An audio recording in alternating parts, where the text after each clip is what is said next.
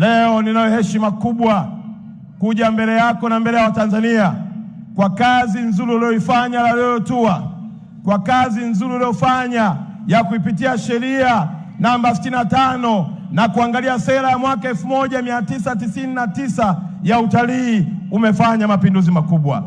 Mwaka 2021 watalii walikuwa na vyumba ambavyo havipungui wala havizidi 5475, lakini kazi uliyoifanya ilipelekea ongezeko kubwa la vyumba vya utalii kufikia idadi ya vyumba 14786, jambo linaloonyesha ukuaji mkubwa wa uchumi wa taifa letu.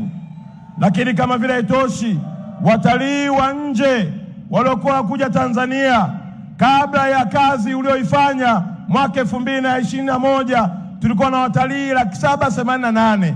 Ulipoingia kazini ukawatua gaida wa kwanza, ukaamua kwenda duniani kutangaza utalii. Leo hii 2025 tunao watalii wa kigeni zaidi ya 2.1 wanaokuja katika nchi yetu.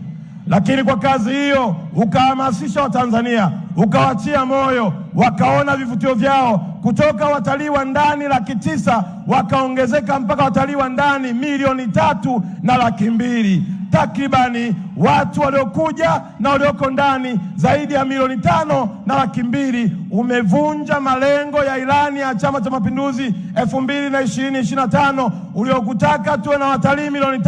Mwaka jana 2024 mwezi wa 12 umeshagonga watalii 5.2 milioni. Na hivi ninavyoongea, Daktari Samia, 9.2% ya ongezeko la watalii wanaongezeka ndani ya nchi yetu. Mheshimiwa mgombea wetu, ukiwaambia watu idadi ya wageni wanaweza kahesabu wageni, lakini hakuna mgeni anayetoka Ulaya anakuja na mchele.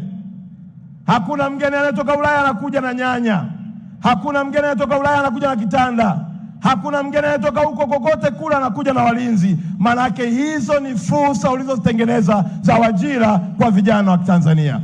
Mheshimiwa, mwaka 2021 kwenye sekta tu ya utalii, mapato yetu yaliyokusanywa na wizara yetu ya utalii iko takriban bilioni 1.3, sawa na fedha za Tanzania trilioni 3.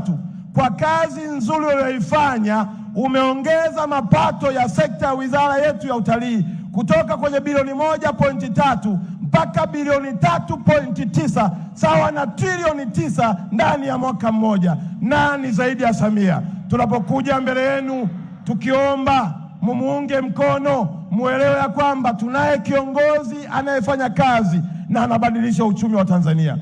Nakuja mbele yenu wa Tanzania wa sekta zote ikiwemo na sekta ya utalii kuomba tumwombee kura Daktari Samia. Kila tuagaida, Mheshimiwa, tuagaida tuliokuwa nao walikuwa 1,030, lakini kwa kazi nzuri walioifanya wamepanda mpaka wamefika 6,771.